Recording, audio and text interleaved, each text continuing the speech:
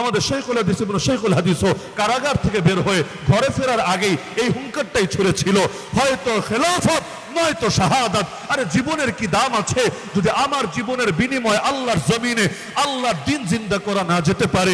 আবু বকর সিদ্দিক রাদিয়াল্লাহু আনহু যেভাবে গর্জে উঠেছিলেন, আয়ান কুসুদ্দিন ওয়ান হাই, আমি জিন্দা থাকতে ইসলামের মধ্যে এতটুকু ত্রুটি ঢুকবে এটা কিছুতেই মেনে নেওয়া যাবে না।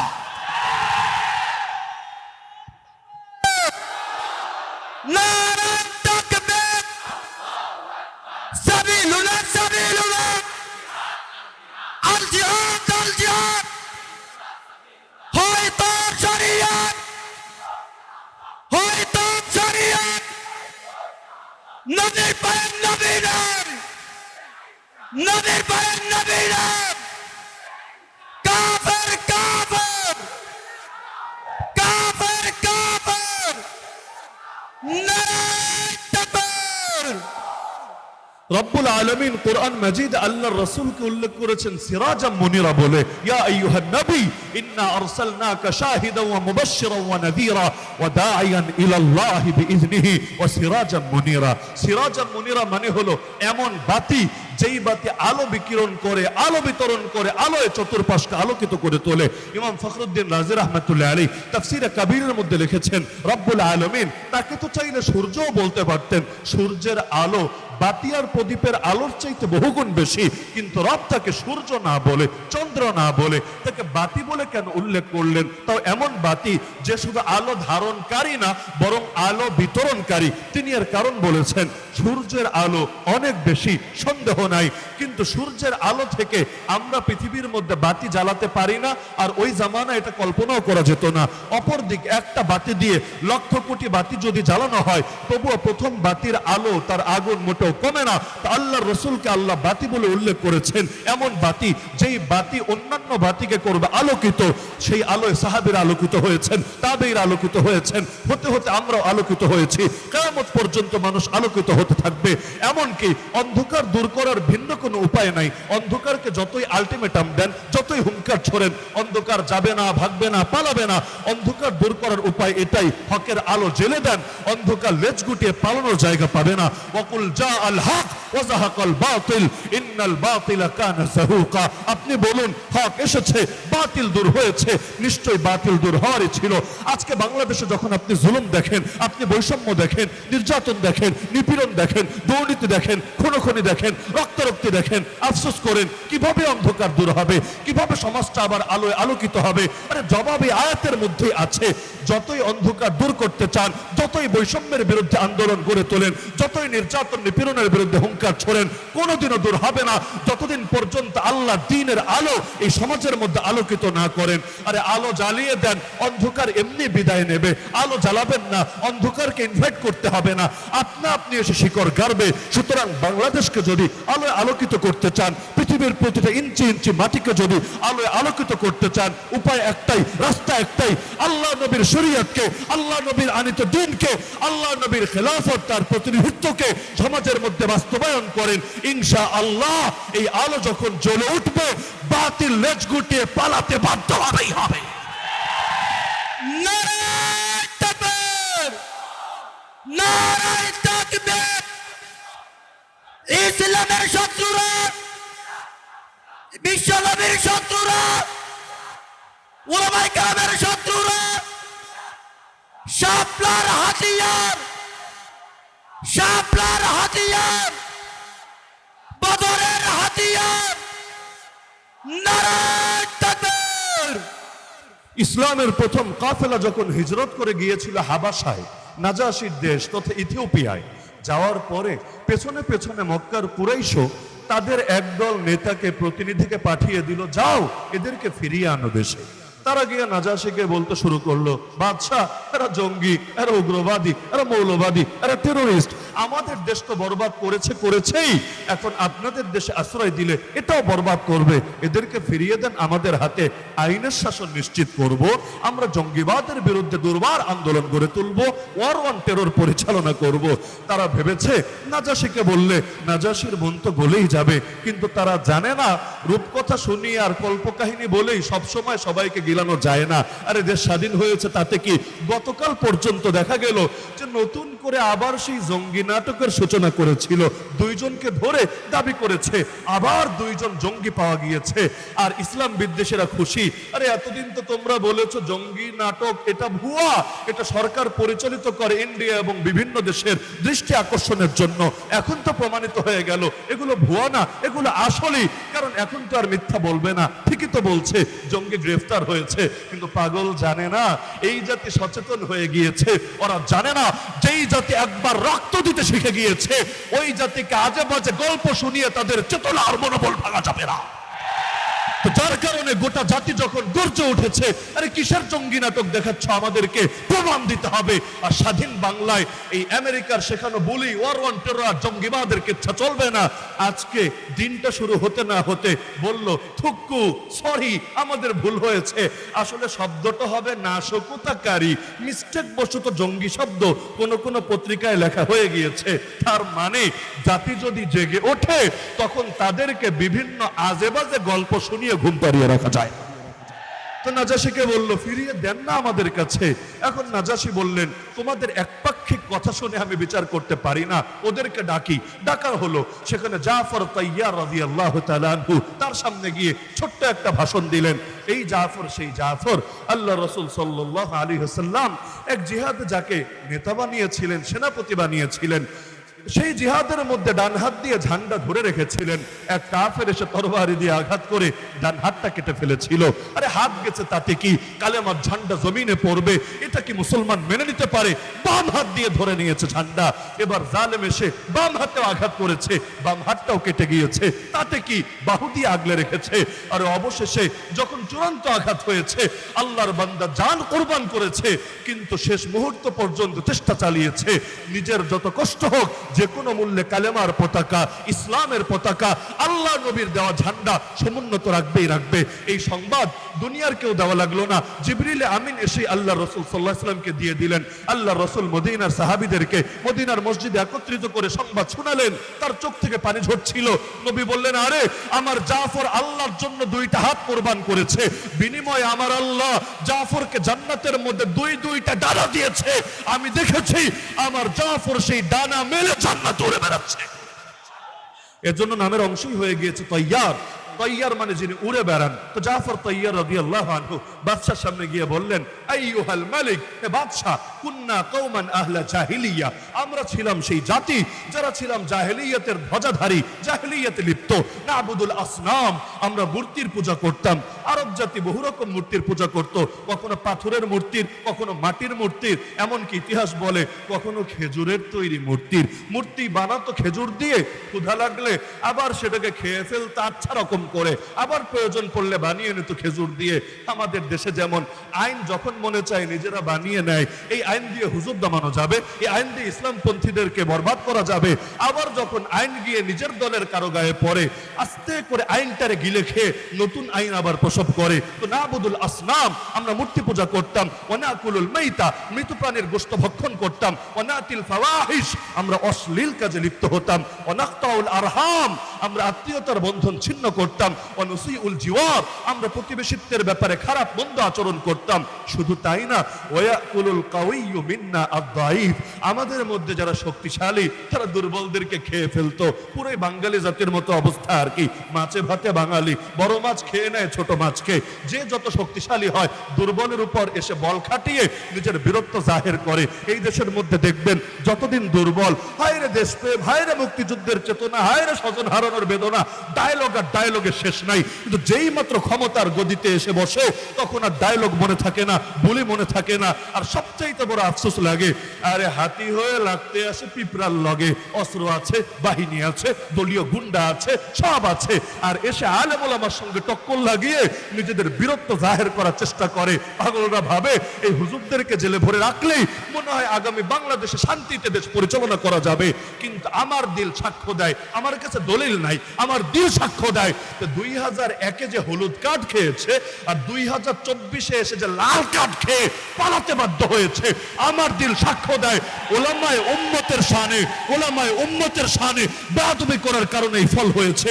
2000 আর 1999-তে শেখুল হাদিস সাহেব, মুফতি আমিন সাহেব রহমতুল্লাহ আলাইহি ওনাদের সাথে যে বেয়াদবি করেছে, এর কারণে রব প্রথমে হলুদ কার্ড দেখিয়ে বুঝিয়েছে এখনো সময় আছে, মাথা ঠান্ডা কর, এখনো সময় আছে, ভণ্ডামি আর বেয়াদবি ছাড়। কিন্তু হলুদ কার্ডে কাজ হয় নাই, আবার বেয়াদবি শুরু করেছে। 21 সালে এসে 1400 জনের বেশি একসঙ্গে নিয়ে জেলে ভরেছে, ভেবেছে ওদের সাথে কে আছে, কে ওদেরকে রক্ষা করবে। আল্লাহর কসম, যে 1 বছর কাশিমপুরে ছিলাম, আরে গভীর রাতে যখন এই মুরব্বী আলেমদেরকে বলতে শুনতাম, কখনো 3টা, কখনো 3:30, কখনো 4টা, হঠাৎ করে চিৎকার শুনতাম, তাহাজ্জুদ শেষে মোনাজাতে বসে বলছে আল্লাহ, আরে এমন একটা গভীর আওয়াজ বের হতো, দিল সাক্ষ্য দিত এই বদদুয়া যার গায়ে লেগেছে, আরে ওর পতন হবেই হবে। নারায়ে তাকবীর, নারায়ে তাকবীর, সাবিলুনা সাবিলুনা, আল জিহাদ আল জিহাদ, নারায়ে তাকবীর। আরে তোমরা ভেবেছোটা কি এই দিন আর কোরআন হেফাজতের দায়িত্ব আমরা নেই নাই? হেফাজতের দায়িত্ব নিয়েছেন স্বয়ং আল্লাহ। ইন্না নাহনু নাযালনা যিকরা ওয়া ইন্না লাহু লাহাফিজুন। আর আল্লাহ হেফাজত করবেন কিভাবে? মাধ্যম তো বহুত আছে, কিন্তু আল্লাহ সর্বপ্রধান মাধ্যম বানিয়েছেন বান্দার সিনাকে। তার মানে আল্লাহ কোরআন হেফাজত করবেন কোরআন ওয়ালাদেরকে হেফাজত করার মাধ্যমে। সুতরাং যারাই আসবে কোরআন ওয়ালাদেরকে নিশ্চিহ্ন করার জন্য, আরে তাদের নাম ফেরাউন হোক, হামান হোক, নমরুদ হোক, কারুন হোক, আবু জাহাল হোক, আবু লাহাব হোক, আর এই সমস্ত ফ্যাসিস্ট ডাইনি বুড়ি হোক, নাম যাই হোক না কেন, ওদের নাম নিশানায় যাবে হারিয়ে।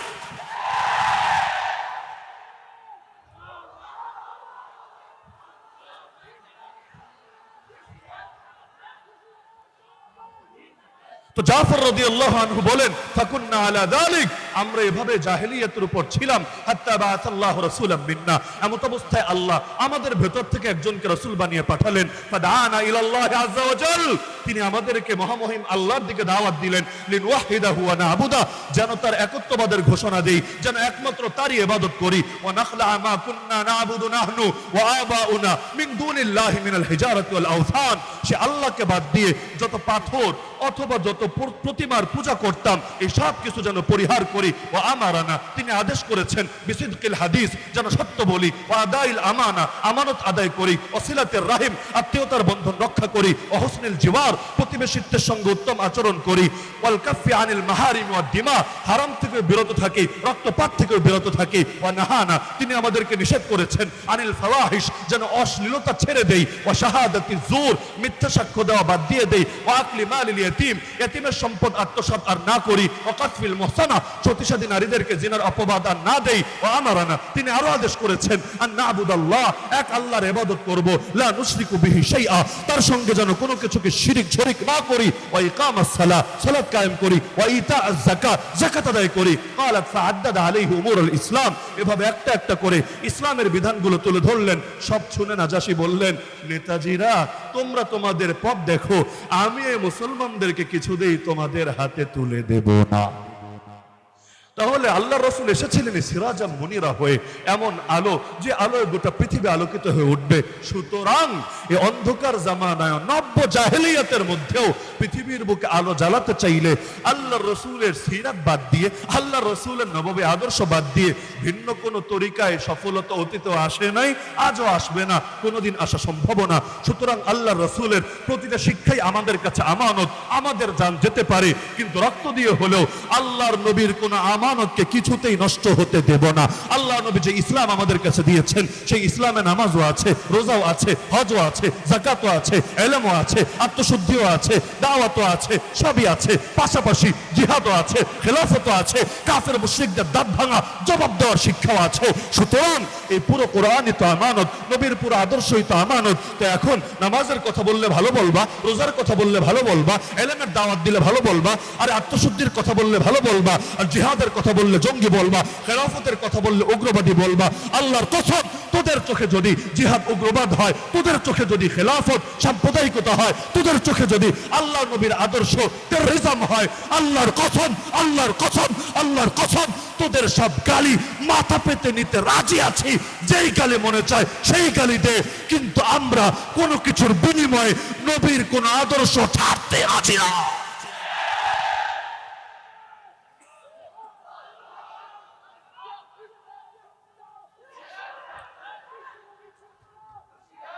হাত থেকে খাবার পড়ে গেছে, সেই খাবার উঠাচ্ছে। এটা কি এমন আহামরি বিধান? ফরজও তো না, ওয়াজিবও তো না।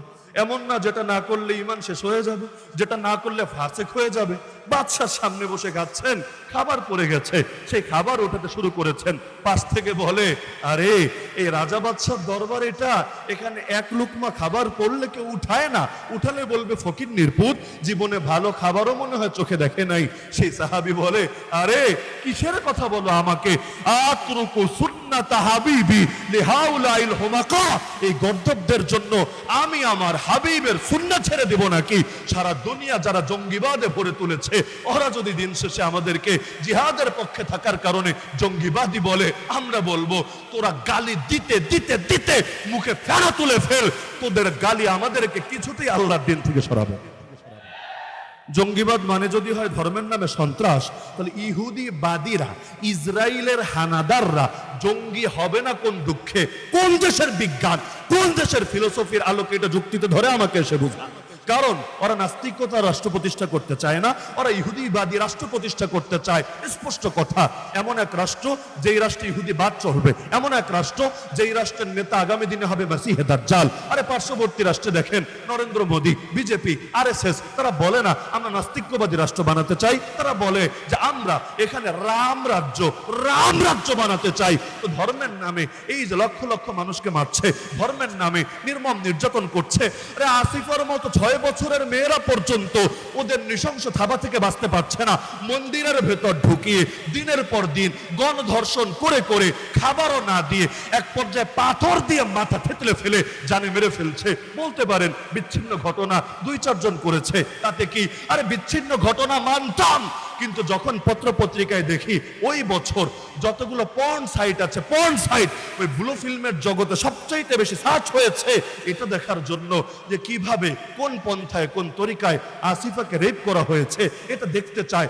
ইন্ডিয়ার মধ্যে ওই বছর সকলে মিলে আসিফার এই নির্মম শাহাদাতের ট্র্যাজেডি দেখে যখন চোখ জোড়ানোর স্বপ্ন দেখে, এটা সবগুলো সার্চের মধ্যে সবার শীর্ষে থাকে, তখন আর বুঝতে বাকি থাকে না ওরা ইসলামের বিরুদ্ধে যুদ্ধের ঘোষণা দিয়ে দিয়েছে।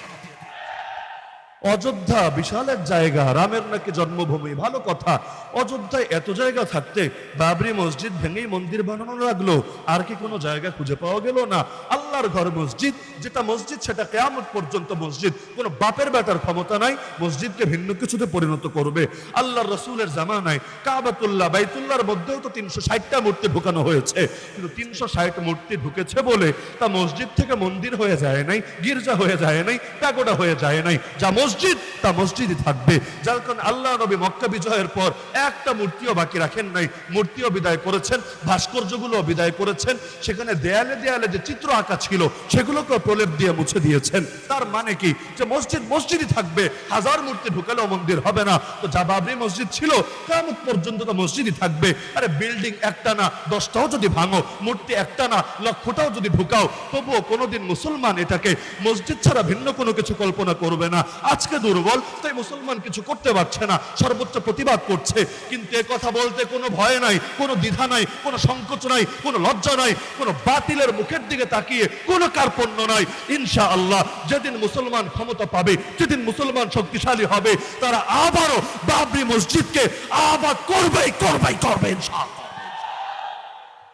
তাহলে এই যে আল্লাহর ঘর ভেঙে মন্দির বানালো, ধর্মের নামে ধর্মের চেতনা লাগিয়ে তো করলো, ওদেরকে জঙ্গিবাদী কেন বলা হবে না আমাকে বলেন? এমনকি আমি আজকে লক্ষ জনতার সামনে বার্তা দিতে চাই, আগামী বাংলাদেশেও জঙ্গি শব্দের যাচ্ছে তাই ব্যবহারের সুযোগ নাই। যদি জঙ্গি শব্দ ব্যবহার করতেই চাও, সব সাংবাদিক, সব সাংঘাতিককেও বলছি, সাংবাদিকরা টানছে কেন এখানে? কারণ গ্রেফতার করতে দেরি, ওদের পত্রিকায় গালি মারতে দেরি না। আচ্ছা, কে জঙ্গি কে সন্ত্রাসী এটা বিচার করার দায়িত্ব যদি সাংবাদিকের হয়, আদালতের কাজকে আমাকে বুঝান। এই যে আলেম একজন গ্রেফতার করে বুকের মধ্যে একটা লাগিয়ে দিবে জঙ্গি, সামনে কয়টা কিতাব রাখবে, কি কিতাব? এর মধ্যে ফাজাইলে আমলও দেখবেন, এর মধ্যে আল্লাহ রাসূলের জীবনীও দেখবেন, এর মধ্যে এশো আরবি শিখিও দেখবেন, রেখে লিখবে জিহাদি বই, জঙ্গি বই। বাহ! আরে এই যে পুলিশ তুমি ধরেই ট্রায়াল করলা, বিচার করার দায়িত্ব তো ভাই তুমি পুলিশের না। যদি পুলিশে বিচার করে, আদালতের দায়িত্ব কি? গ্রেফতার করার পর 24 ঘন্টার ভেতর ম্যাজিস্ট্রেটের সামনে হাজিরের প্রয়োজন কি? তোমার কাজ শুধু অভিযোগ দায়ের করা। অভিযোগ ভিন্ন জিনিস আর ট্যাগ লাগিয়ে দেওয়া ভিন্ন জিনিস। এই এক জঙ্গি ট্যাগের কারণে কত আলেমের কত ক্ষতি হয়েছে, এক জঙ্গি ট্যাগের কারণে কত ছাত্রের শিক্ষা জীবনটাই বরবাদ হয়ে গেছে, এক জঙ্গি ট্যাগের কারণে এই বাংলার বুকে হাজার হাজার সাধারণ যুবক জনতার গোটা জীবনটাই তছনছ হয়ে গিয়েছে। তাহলে এখন ধরবা আর ধরেই জঙ্গি লাগিয়ে দিবা। আর এটা যদি আদালত অবমাননা না হয়, আদালত অবমাননা কাকে বলে? আমরা তো ধরেই কাউরে চোর বলতে পারি না, ডাকাত বলতে পারি না, সর্বোচ্চ অভিযুক্ত বলতে পারি, অপরাধী বলতে পারি না। কে অপরাধী আর কে অপরাধী না বিচার করার দায়িত্ব হলো আদালতের, বিচার করার দায়িত্ব হলো বিচারকের। অন্য কেউ যদি বিচারক সাজে, সে আদালত অবমাননার ও দায়ে দায়ী হবে। এই যে আলেম ওলামারে জেল খাটানো হলো, এখন আদালত অনেককে বেকসুর খালাস দিয়ে দিচ্ছে। মামলার যখন আবেদন করছে চার্জ গঠনের জন্য, ওই সময় ডিসচার্জ তাদেরকে করে দিচ্ছে। তার মানে আদালত বলছে নিরপরাধ। তো তোমরা যে 100 পত্রিকায় রিপোর্ট করলা, তোমরা যে 200 সাংবাদিক মিলে টেলিভিশনে তার ইজ্জত খেলা, এটার কি হবে? আরে ভাই, এমন কাজ করার কি দরকার যেটার জন্য দুদিন পর লজ্জিত হতে হবে? দুদিন আগে মামুনুল হক নিয়ে ট্রায়াল ট্রায়াল ট্রায়াল, কত গালি, কত কথা, এমনকি নামটা পর্যন্ত শ্রদ্ধার সাথে পত্রিকায় নিত না। আজকে যখন মাইক একটা হাতে নিয়ে, ক্যামেরাগুলো পিছনে নিয়ে ঘন্টার পর ঘন্টা একটা বাক্য শোনার জন্য দাঁড়িয়ে থাকো, তখন লজ্জা লাগে না? তখন বিবেকে বাঁধে না?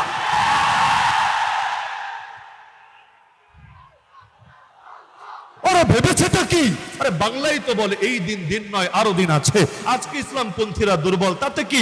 আল্লাহর রাসূলকেও তো মক্কায় দুর্বল করে রাখা হয়েছিল, কোরআনে আছে ওয়াজকুরু ইয আনতুম কালিলুম মুস্তাদাফুনা ফিল আরদ। মুসলমানরা স্মরণ করো এই দিনের কথা, যখন তোমরা সংখ্যায় কম ছিলা, পৃথিবীতেও দুর্বল ছিলা। তাখাফুন, তোমাদের সর্বদা ভয় হতো, আইয়াতাখাত্তাফুকুমুন নাস, মানুষ তোমাদেরকে বুঝি ছো মেরে নিয়ে যাবে।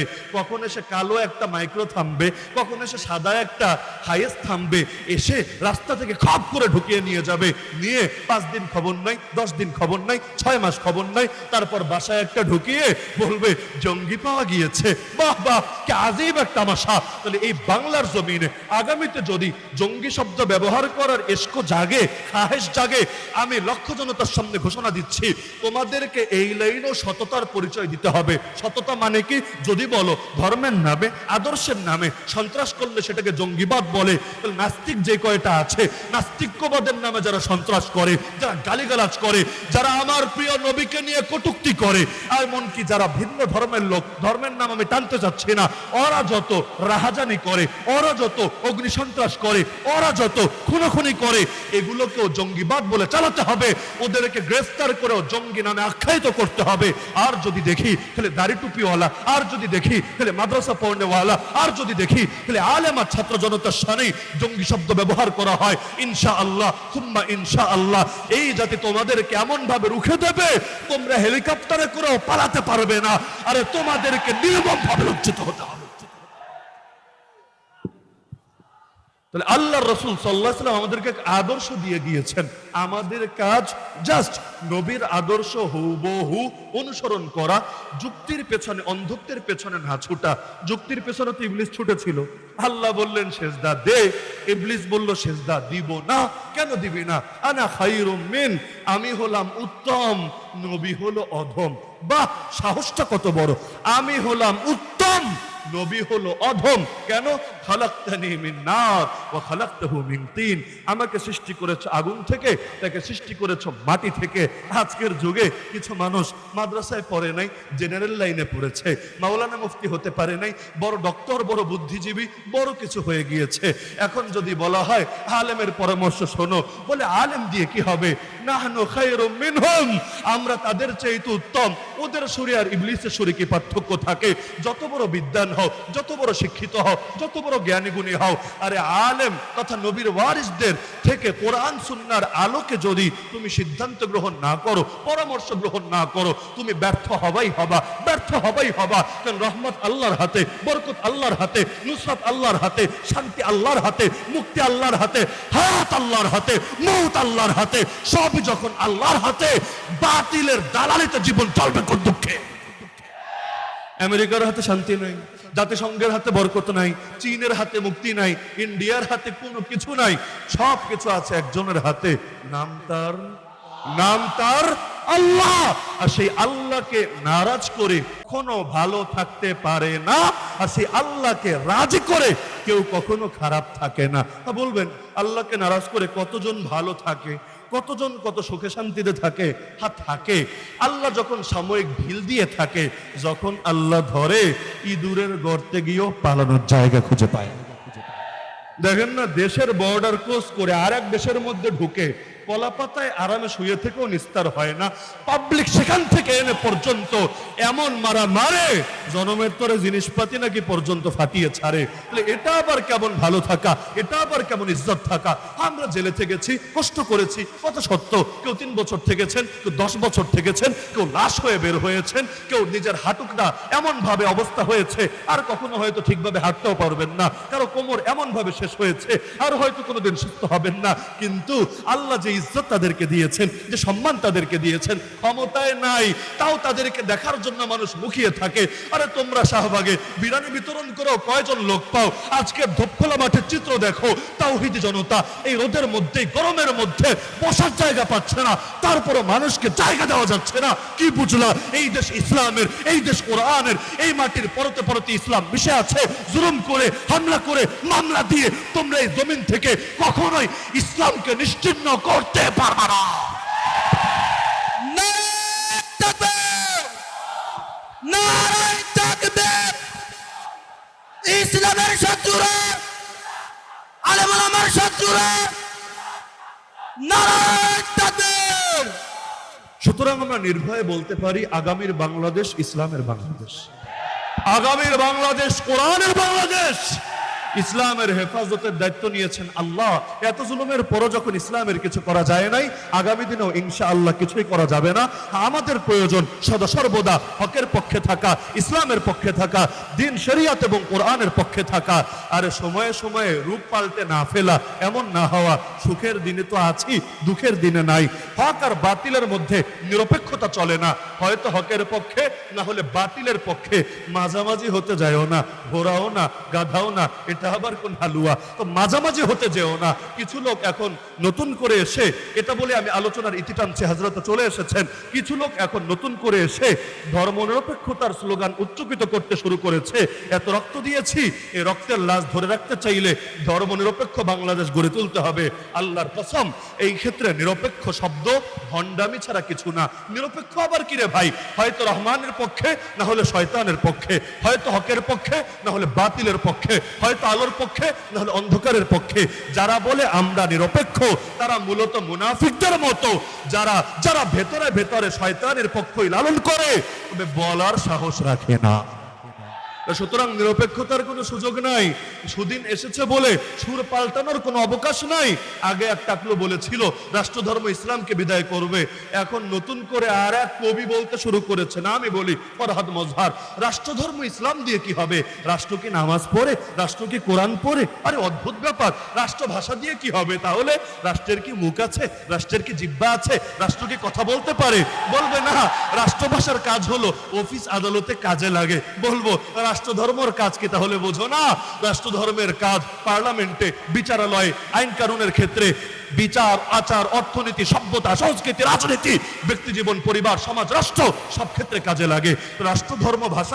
রাষ্ট্রভাষার গুরুত্ব যদি বোঝো, রাষ্ট্রধর্মের গুরুত্ব যদি না বোঝো, আমাদের আর বুঝতে বাকি থাকে না। তোমরা নতুন দেশে পুরনো সুররে এনে হাজির করেছো, আর নতুন কাপড় পরিয়ে পুরনো বউরে এনে হাজির করেছো। তোমরা শরবতের পেয়ালার মধ্যে মদ ঢেলে দিয়েছো। সুতরাং অতীতে যেমন এই জাতি অন্যায় সয়ে নেয় নাই, আগামীতেও নেবে না। আমরা হকের পক্ষে আছি, হকের জন্য লড়াই করছি। ইনশাআল্লাহ আমাদের মৃত্যুও হবে হকের জন্য। রবের কাছে দোয়াও করবো এটা, রব হকের পক্ষে থাকতে গিয়ে, হকের পথে চলতে গিয়ে শাহাদাত যেন নসিব হয় এই কপালে। এই তৌফিক তুমি আমাদেরকে দিও। গালি দিয়ে লাভ নাই, নতুন হামলা মামলা করেও লাভ নাই। হয়তো শরিয়াত, নয়তো শাহাদাত, হয়তো খেলাফত, নয়তো শাহাদাত। এর আগে আমরা থামবো না। نصر من الله وفتح قريب وبشر المؤمنين وما علينا إلا البلاغ المبين. السلام عليكم ورحمة الله وبركاته. মাশাআল্লাহ, অত্যন্ত চমৎকার।